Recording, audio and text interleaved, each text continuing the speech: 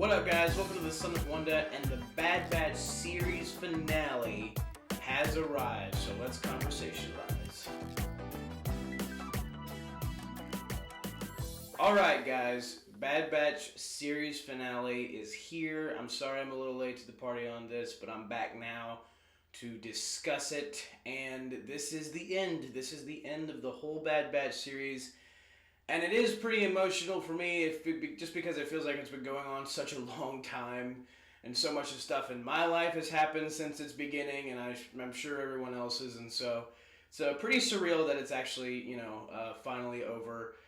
But as far as the actual episode itself is concerned, I think it does a good job of being an emotional ending, while still leaving a lot of dangling threads that I would have rather them not leave. And I feel like that's the main issue, and this has been the problem with a bunch of the other Star Wars live-action shows, and now an animated one, is that they'll get to the end of the season, and the end of the season will have some good stuff in there, it'll be interesting, it'll be cool, but they didn't do a good job, hardly at all, of setting it up properly in the previous episodes. So by the time you get to this finale, which is longer, mind you, so that is definitely a plus. They extended the runtime by quite a bit, so we were able to get more stuff in here, which I really appreciated, because I said in my last Bad Batch review, I had no idea how they were going to be able to fit all the stuff they needed to in a 22-minute episode. Thankfully, they didn't. But yeah, so this episode is longer, and we do get some closure to certain things, but there is still some stuff that they haven't resolved yet, and I'll get into my criticism of that later. But beginning with spoilers now, so you've been warned. So we start off exactly where the last episode ended. Omega and the other Force-sensitive children are trying to figure out how to escape. Crosshair, Hunter, and Wrecker are heading toward Mount Tantiss and trying to get past the Imperial patrols. Wrecker is injured, and Crosshair has this moment specifically that I really enjoy, where he recognizes that Wrecker is not doing well, and that he's hurt pretty bad, and Crosshair's hand is still shaking, and he thinks that, they're not making it out of this one alive. So Crosshair says, I'll go in alone, and you guys go contact Rex. And Crosshair says that Clone Force 99 died with Tech.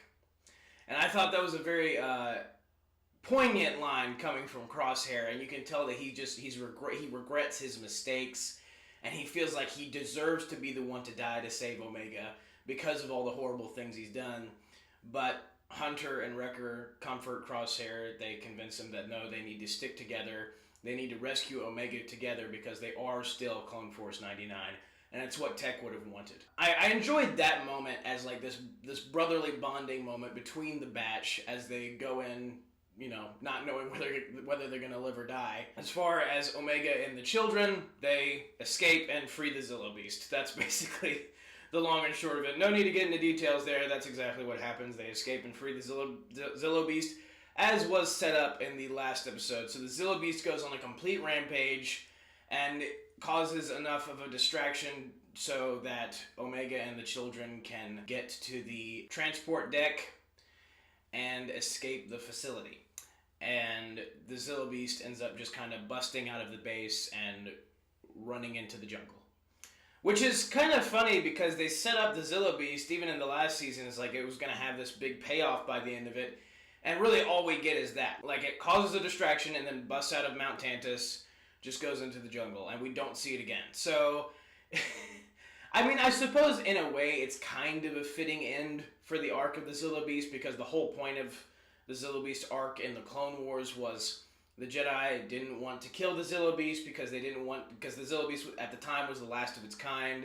They didn't want the species to go extinct, and so it being able to roam free in this episode and just go into the jungle and basically find its home there, I suppose is a fitting end for the arc of the Zillo Beast. I hope we see it again at some point, but as of now, that's where we're leaving off with that plot point. But Omega and the children are able to get to the ship, and Echo and Emery are working together as well, and they find Omega and the kids, and Emery takes the Force-sensitive children to some coordinates that Echo gave Emery, and so Echo and Omega now are going to rescue the Bad Batch, because when Hunter and Wrecker and Crosshair went into Mount Tantus, they came in contact with some new special kind of clones that Hemlock has like a squad of.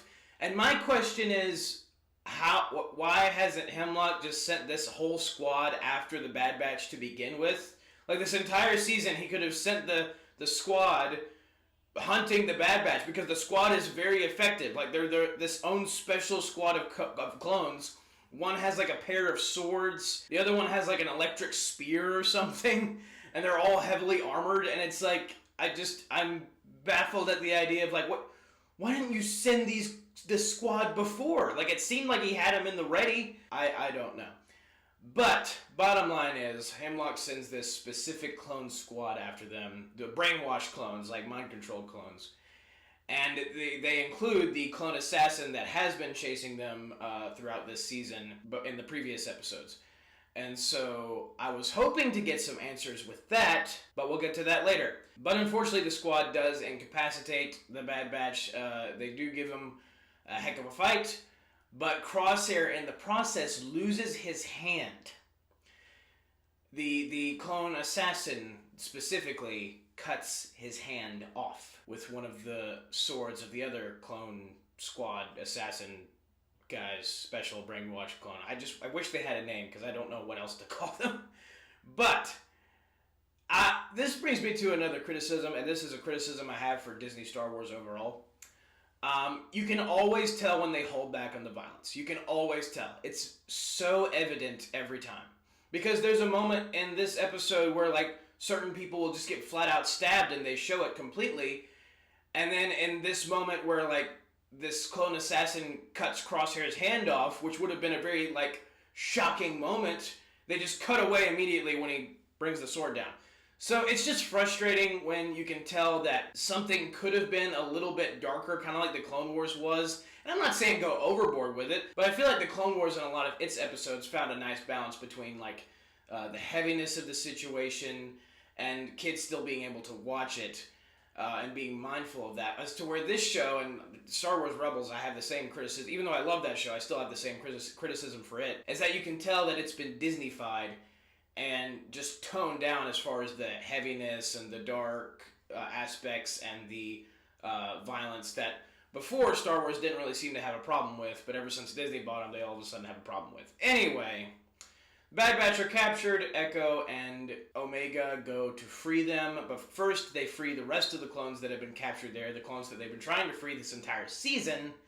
So that is a good payoff of that. They also free, inadvertently, because they open all the cell doors, so they free Rampart as well as Nala Se. And Nala Se tells Omega that they need to destroy every ounce of research that the Empire has done in order to further Project Necromancer, which again, they don't explain ever what Project Necromancer is. I just assume that it's the Palpatine clones that we see in The Rise of Skywalker, which I'll get to that later because there is some hope here concerning that point.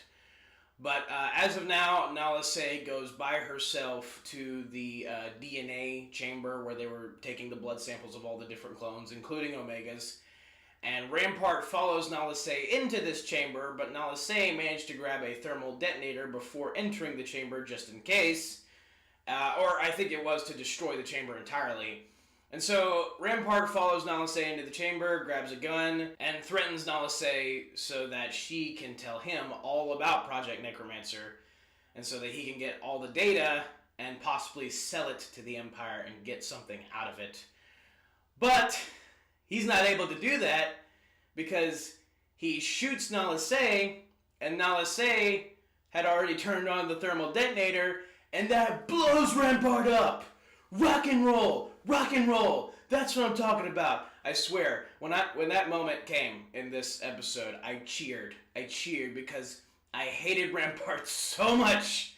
He's just the worst. He's the quintessential arrogant Imperial officer, and I was hoping that they would not give him a redemption arc in this case, just because not every bad guy needs a redemption arc, and certain ones that you hate, you just kind of want to get destroyed. And in this case, especially, Rampart had just been such an annoyance, and so seeing him get blown up was quite a treat.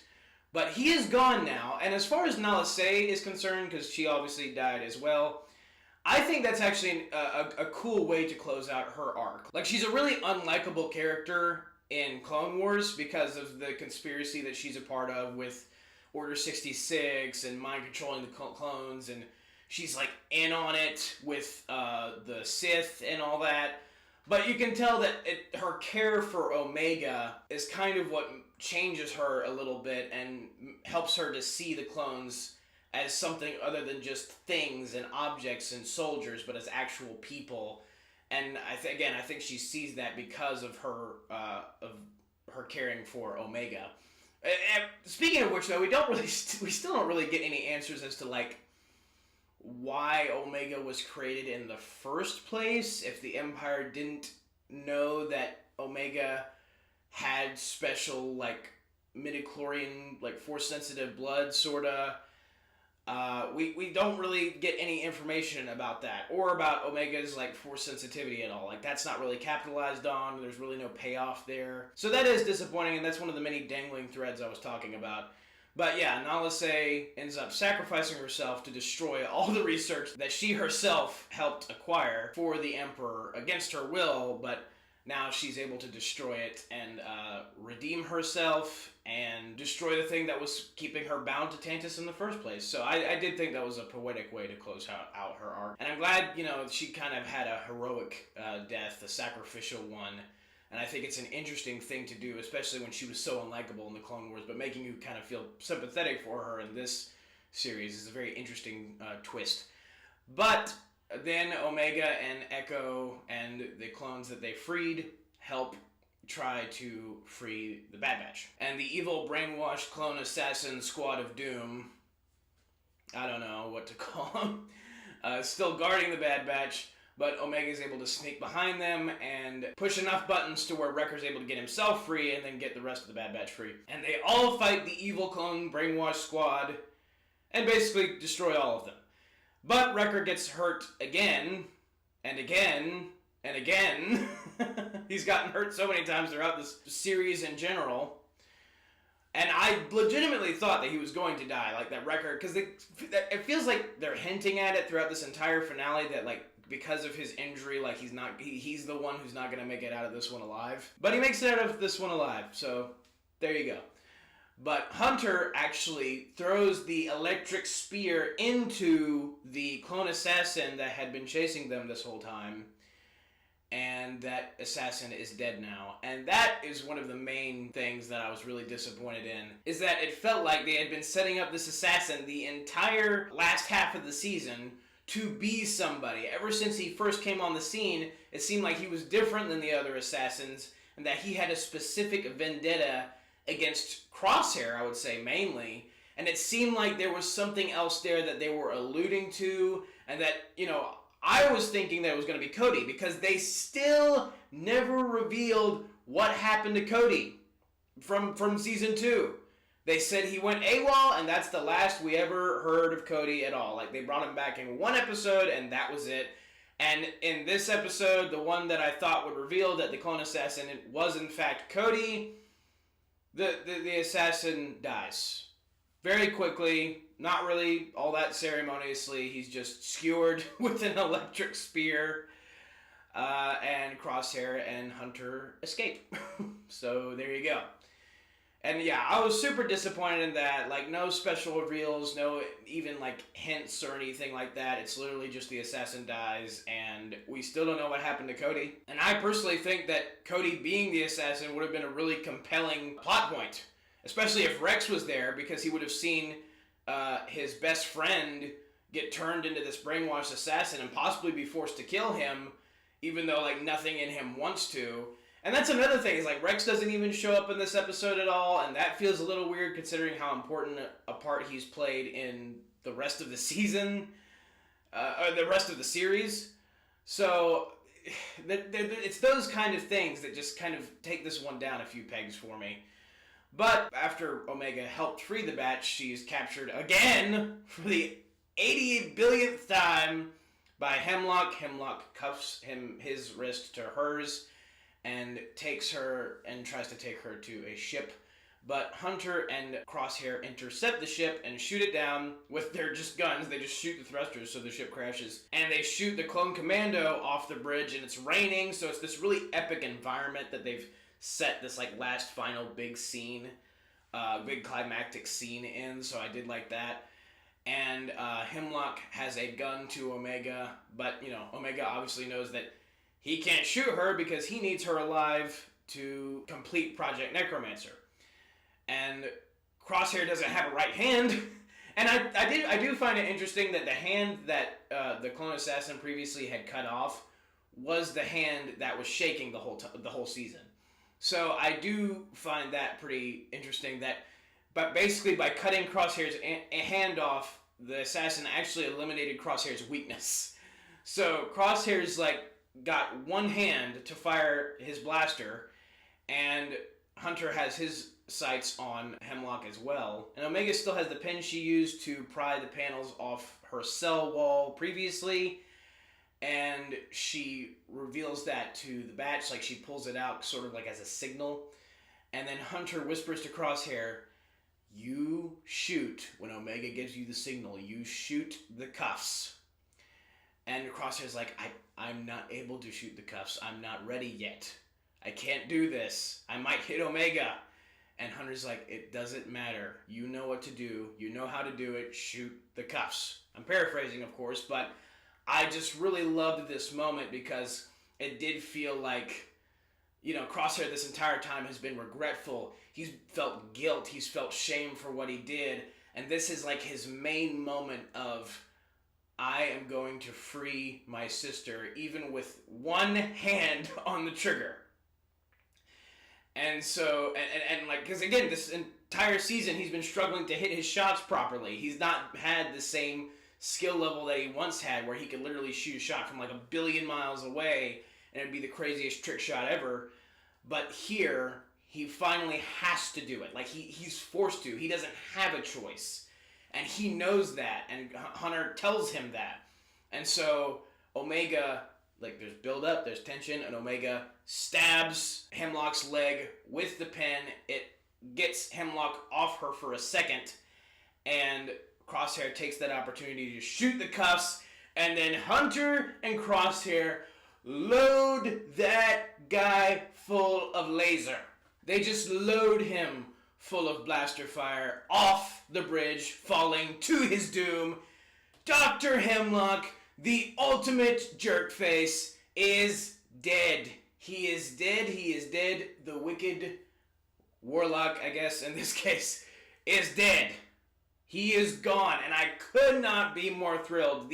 Ever since he came on the scene in the last season, I have been wanting that guy to perish just because he's one of the most unlikable bad guys because of how sinister, maniacal, and horrible he is. And so the entire series, you're just waiting for him to get his comeuppance, and he gets it, and it's the best. Now, yes, I have mentioned previously I really wanted it to be the Zilla Beast that ate him, but hey, this was a great way to do it.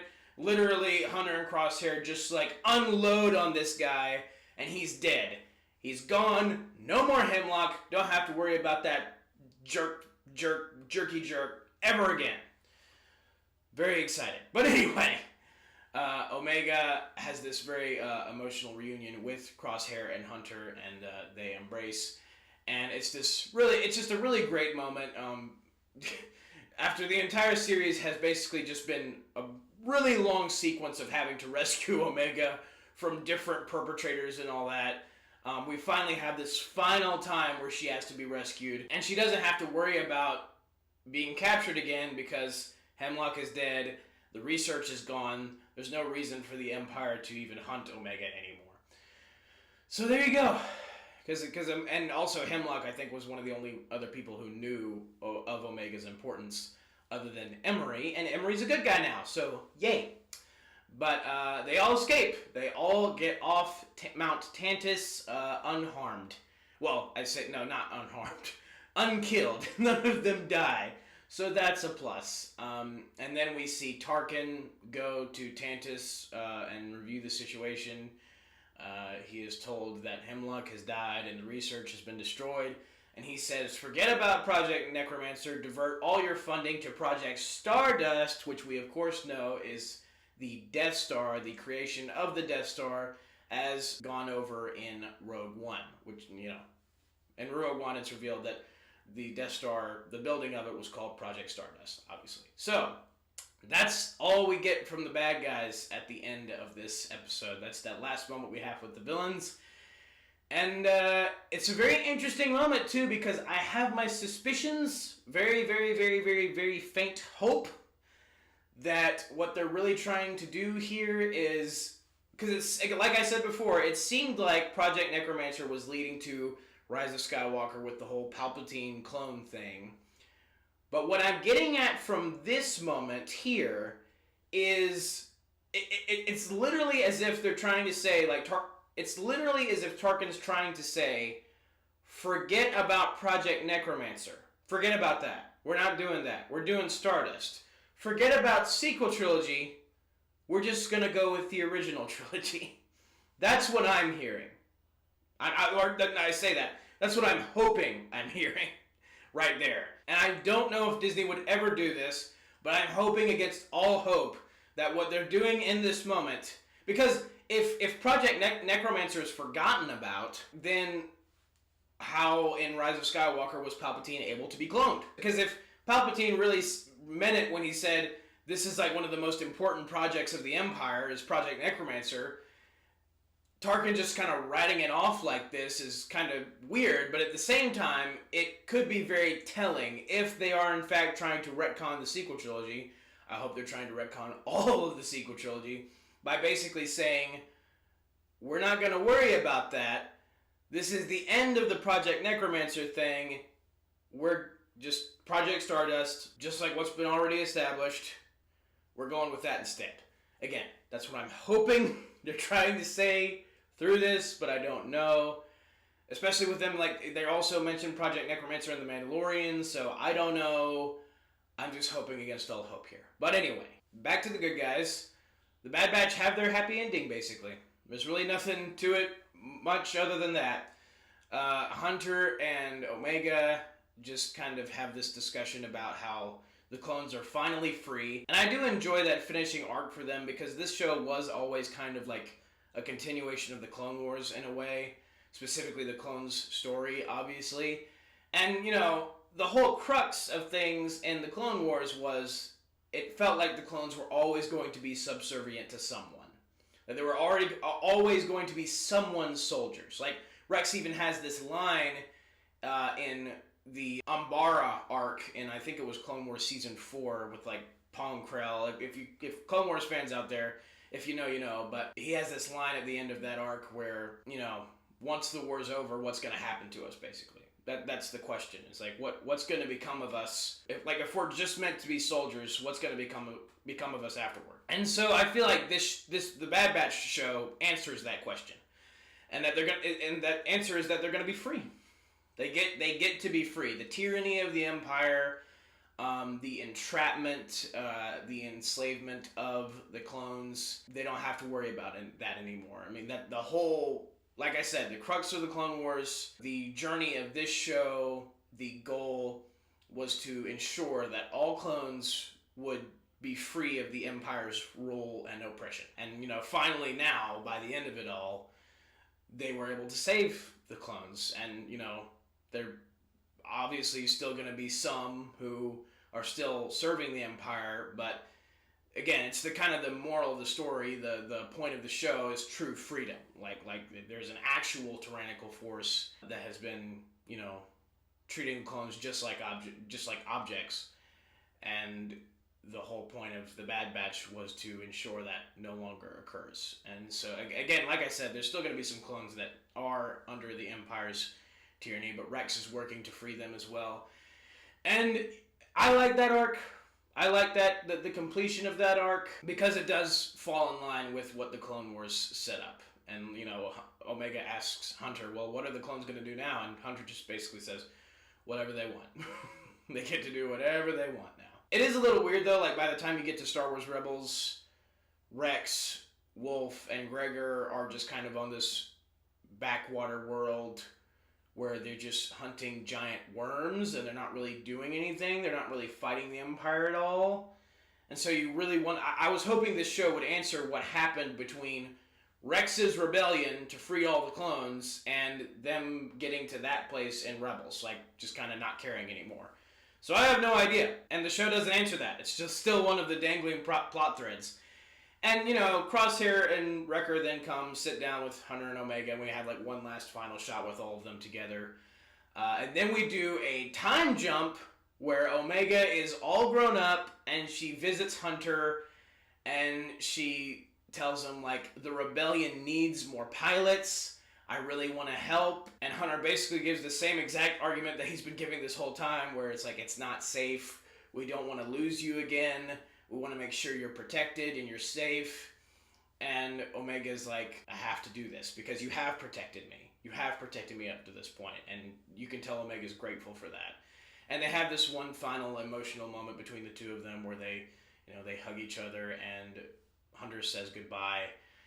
And I found that very interesting that they decided to end it off like that. Like, we don't see Crosshair or Wrecker again, but they are alive at this point. Omega mentions them, like, take care of Crosshair and Wrecker for me. And take care of Batcher, like the dog alien creature that has been with them this whole season. And, like, Hunter's like, he's got a beard now, like, he's this older man. And, I thought that was a very interesting way to conclude things. I liked seeing Omega all grown up. I thought that was a neat way to cap things off. Seeing, you know, like, they had protected her this whole time, and so seeing her come into her own, and she's gonna fight for the rebellion now, that is pretty cool. And so that is it. That is the actual final moment of the show. And I think that the main problem here is that, one, like I've gone over, there's still a lot of dangling plot threads, or things that I felt like should have had better payoffs than they did. Like the clone assassin Cody thing and all that stuff. And also, like, we don't see Fee again, the bounty hunters, all of them, they don't really, the ones that we've seen over the series, there's really no, like, concluding arc with any of them, or, like, where they are now. Which I suppose that's not entirely necessary, but it just would have been kind of nice to take all of the stuff that's happened over the season, very much like Star Wars Rebels did, and all the stuff that's happened throughout the seasons, like, bring them together in the finale instead of just kind of accomplishing these few things. And, you know, if the story didn't call for that, the story didn't call for that. It feels like there's some stuff missing. That's the bottom line. It feels like, based on what they've set up throughout all these seasons, all the stuff with Omega, all the intrigue there, it feels like there should be a better payoff to some of this stuff. Even, like, Crosshair, like, we don't really get a... We get the moment where he shoots the cuffs and he kind of, you know, his redemption is complete. But it's still, at least for me, felt like we should have, like, one more moment with them. And I feel like that's the main problem. And I actually had a similar issue with Guardians of the Galaxy Volume 3, where, you know, when you get to a finale, when you, like, a series finale, when you get to the end of all of it, especially with a show like this, and, you know, with the stuff they've done for Clone Wars and Rebels, you expect that, you know, you want some finality to it. You actually want things to end. And I feel like when it comes to the Bad Batch, even though it would have stunk if some characters had died, I think it would have been better storytelling, and I think it would have been more compelling. And I get, you know, Tech already died, so we already had a sacrifice. But at the same time, I feel like, again, if you really want that, like, that sense of, like, this is over, we're done, we're not going to see these characters again, you need something, like, final like that to happen in order to truly, you know, hammer that home. And I think it would have, you know, it would have added a lot of extra emotion, because we have had so much emotion with these characters throughout these seasons. And to see, even in just one of them, even if it was Wrecker, like, sacrifice himself, like, one more character to sacrifice themselves to save Omega specifically, like, Wrecker being the really kind, like, big brother figure to Omega, I think that would have been really compelling. I think Crosshair sacrificing himself for Omega after all the stuff that he's been through would have been compelling. Hunter as, like, the main father figure to her, if he had gone out, I think it would have been compelling. And even Echo, because of, like, he's been around since way before the Bad Batch, since the first season of Clone Wars. So I feel like, you know, bringing some kind of sense of finality to it, other than just ending the series just kind of very simply the way they did. I think it would have added something extra that the show, especially this season, really needed. Just because I didn't think this season as a whole was very good. Just because they, I felt like they kept stretching things out unnecessarily. They didn't stay on, stay on target, stay on target. Stay on target, stay on target. They didn't stay on target hardly at all. And, it's only until, like, the later episodes we're actually doing stuff that has to do with the main story, and even that we're, like, stretching out unnecessarily. And so, I liked this finale. I thought it was an emotional conclusion. I really liked seeing Omega grown up and having this final moment with her older father figure, Hunter, as the age he is and whatever time period this is. We don't know. We just know it's in the time period of the rebellion versus the Empire, so we don't really know exactly when. And that's another thing, is like, because everyone just kind of survives into the era that they do, it just adds yet more characters to the list of characters that could have been seen and could have helped during the original trilogy. And it's just like the Force Wielder problem. Like, they keep saying that more and more Force Wielders survived after Return of the Jedi or into the original trilogy, and it just further complicates the story and raises more questions of like, okay, well then why didn't they help with this, and why didn't they do that? And now the same thing goes for, like, the Bad Batch. Like, okay, there's this special squad of clones that, like, I don't care how old they are, they still would be very effective in a fight, and they're just kind of hanging out, I guess? Like, okay, and I mean, I guess I can kind of see them just kind of laying low because they fought their fight, they freed Omega, they freed their brothers, they did what they needed to do for themselves, but I do think, I feel like they would have helped. I feel like at some point, Wrecker and Crosshair and Hunter would have been motivated to help. And, we still don't know what happened with Echo. So, when you end a series, like I said, when you end a series, you want there to be some finality to it. You want there to be an actual conclusion. Instead of just being left to wonder what else happened to these characters, like, what were the actual conclusions to their stories? We're just kind of left with this. And that is disappointing. It's like, I want to know the end of Echo's story. I want to know the end of the Bad Batch's story, not, oh, well, it ends for now, but they could come back later. It's like, sooner or later, some stuff needs to end. And I have, like, the same issue with Ahsoka. Like, Ahsoka's character has gone on so long now, and I love Ahsoka. It's just at a certain point, I think things do need to actually come to a real conclusion in Star Wars, and not just be left open for another story and another story and another story and another story, because it feels like at this point all we're doing is just setting up spin-offs and not actually giving the end that these characters actually need. And so that's my main issue. One final thing to mention, when Omega gets in her ship to go fight for the rebellion, she still has Tech's goggles on, like, I guess what would be the ship's dashboard with her, and, like, she kind of straightens them out. And I thought that was really cool. And again, I like the idea of Omega fighting in the rebellion. It's just weird that we don't see her at all in any other Star Wars project in the era of the rebellion and the Empire. But, having a character with that much history, it would be interesting to see her later down the line in another story in that specific era of, like, rebellion versus Empire. With the audience having seen her as a child and seeing what all she's been through, it would be more compelling. And again, I liked the Tech goggles detail, that she still always keeps Tech with her in her heart. And so, yeah, there was stuff I liked. I thought it was emotional. Again, seeing Hunter as, like, this older dude, older veteran, I guess you could say, very older veteran. I thought that was cool. It's just I wish there was a bit more finality to it. But that is my review of the Bad Batch series finale. It's been a wild ride. I was able to review last season and this season, and I think that's pretty cool that I was able to review most of the series for you guys. But I'm sad to see the Bad Batch end, but it was a fun time with these characters while it lasted. Even though I thought the series was kind of, like, mediocre as a whole, I still love these characters. But thank you guys for watching all of my reviews and my coverage of this show, and I hope to see you guys again, maybe to cover more stories about these characters or some other characters. But I loved hanging out with these ones. We'll see what Star Wars has planned next. But thank you guys for watching. Have a very blessed day. May the Lord be with you. May the Force be with you. Goodbye. And that is officially a wrap on the Bad Batch, and the cavalry has arrived.